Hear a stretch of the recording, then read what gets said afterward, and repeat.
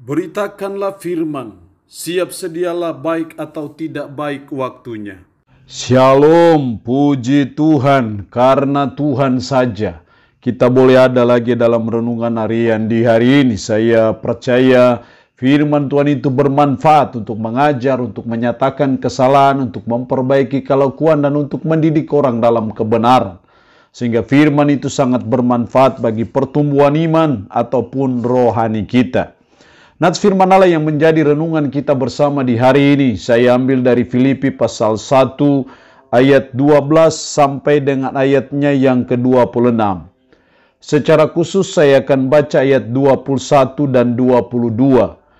Karena bagiku hidup adalah Kristus dan mati adalah keuntungan. Tetapi jika aku harus hidup di dunia ini, itu berarti bagiku bekerja memberi buah. Jadi mana yang harus kupilih aku tidak tahu. Demikian sabda firman-Nya hari ini, yang intinya mengajar dan menasihati kita hidup bagi Kristus.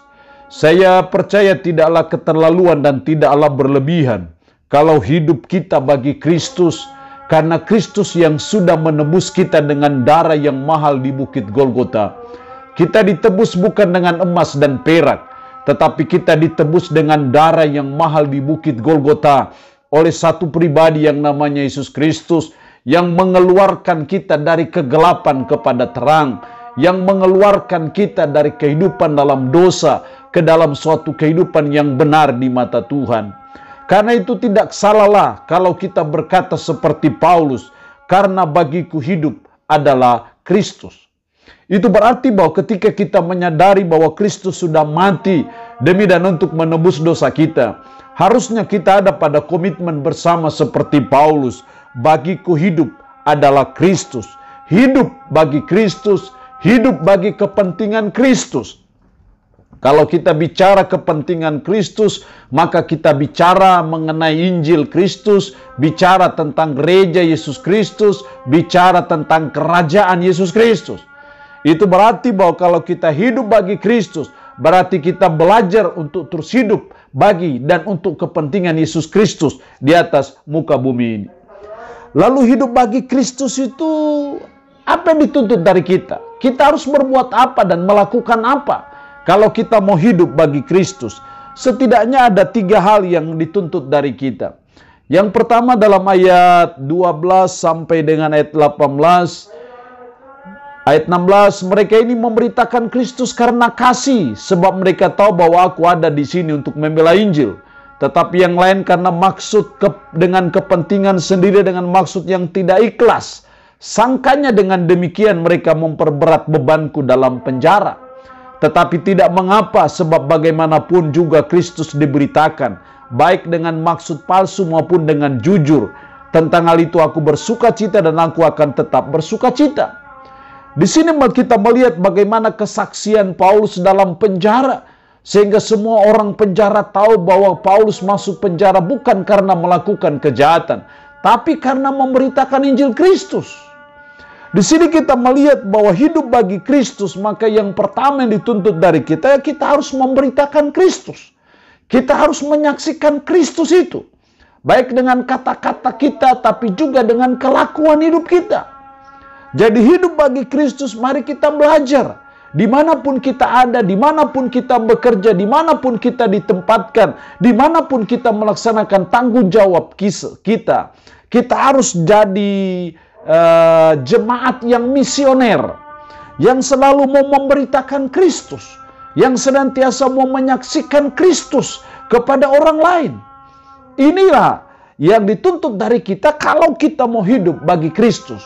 Kalau kita mau hidup bagi kepentingan Kristus, maka kita harus selalu menyaksikan Kristus kepada orang lain. Yang kedua, dalam ayat 20, sebab yang sangat kurindukan dan kuharapkan ialah bahwa aku dalam segala hal tidak akan beroleh malu, melainkan seperti sedia kala. Demikian pun sekarang Kristus dengan nyata dimuliakan di dalam tubuhku, baik oleh hidupku maupun oleh matiku. Kristus dengan nyata dimuliakan di dalam tubuhku, baik oleh hidupku maupun oleh matiku. Kalau kita mau hidup bagi Kristus, maka yang kedua yang dituntut dari kita adalah kita harus memuliakan Kristus. Sama seperti Paulus, Kristus dengan nyata dimuliakan di dalam tubuhku. Kita pun juga harus memuliakan Kristus kalau mau hidup bagi Kristus. Itu berarti kita terus belajar, berusaha, dan terus berjuang supaya kata-kata kita memuliakan Kristus. Pada waktu kita melayani memuliakan Kristus. Kita bangun keluarga kita memuliakan Kristus. Dalam pekerjaan kita memuliakan Kristus. Dalam pelayanan kita memuliakan Kristus. Dalam kita berbisnis yang memuliakan Kristus. Sehingga dalam segala hal, dalam seluruh aspek kehidupan kita, Kristus harus senantiasa dimuliakan dalam seluruh kehidupan kita. Itu artinya kita hidup bagi Kristus. Jadi kalau ada cara-cara hidup kita yang memalukan Kristus, harusnya kita bertobat, kita buang.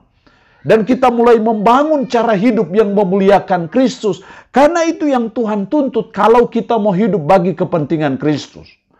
Jadi mari kita terus belajar supaya dalam seluruh aspek kehidupan kita, Kristus harus senantiasa dimuliakan dalam seluruh kehidupan kita. Dan itulah hidup bagi Kristus. Yang terakhir, hidup bagi Kristus ayat 22. Tetapi jika aku harus hidup di dunia ini, itu berarti bagiku bekerja memberi buah. Jadi mana yang harus kupilih, aku tidak tahu. Jika aku harus hidup di dunia ini, itu berarti bagiku bekerja memberi buah. Hal yang ketiga, hidup bagi Kristus artinya bahwa yang ketiga kita harus menghasilkan buah bagi Kristus.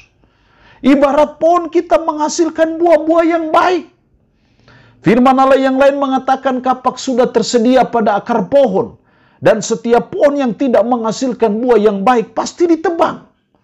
Karena itu kita terus belajar supaya kita ada buah dalam hidup kita. Kalau melihat pohon mangga berbuah gampang, melihat pohon durian berbuah gampang.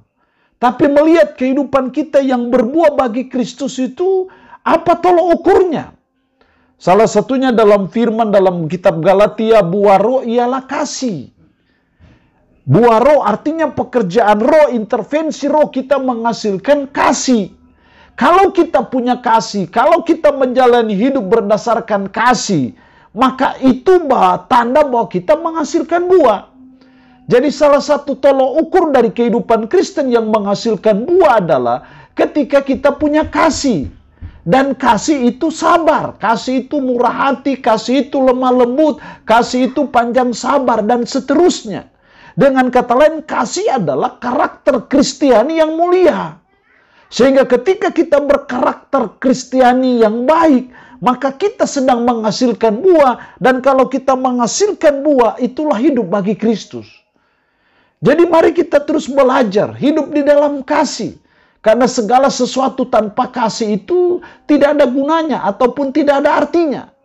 Dan ketika kasih itu ada dalam hidup kita, dan itu berwujud dalam bentuk karakter hidup kita yang baik, maka kita sedang menghasilkan buah. Dan itu yang Tuhan kehendaki bagi kita ketika kita mau hidup bagi Kristus. Allah yang punya firman ini memberkati kita dengan firman-Nya di hari ini. Amin. Mari kita berdoa. Puji syukur untuk kebenaran firman-Mu hari ini, yang mengajar dan menasihati kami hidup bagi Kristus. Kami dituntut untuk memberitakan Kristus, memuliakan Kristus, dan menghasilkan buah bagi Kristus. Roh-Mu yang kudus tanamkan dan meteraikan firman Allah dalam hati dan pikiran kami. Dan sanggupkan kami untuk bisa memperlakukan firman ini dalam hidup kami sehari-hari. Yang memohon berkat bagi umat-Mu yang mendengarkan renungan harian di hari ini. Yang sakit dalam nama Yesus, Tuhan lawat, jamah, dan sembuhkan dari sakit penyakit yang diderita. Terpuji-pujilah nama-Mu Tuhan. Dalam nama Tuhan Yesus Kristus kami berdoa. Amin. Shalom. Tuhan Yesus memberkati kita dengan firman-Nya di hari ini.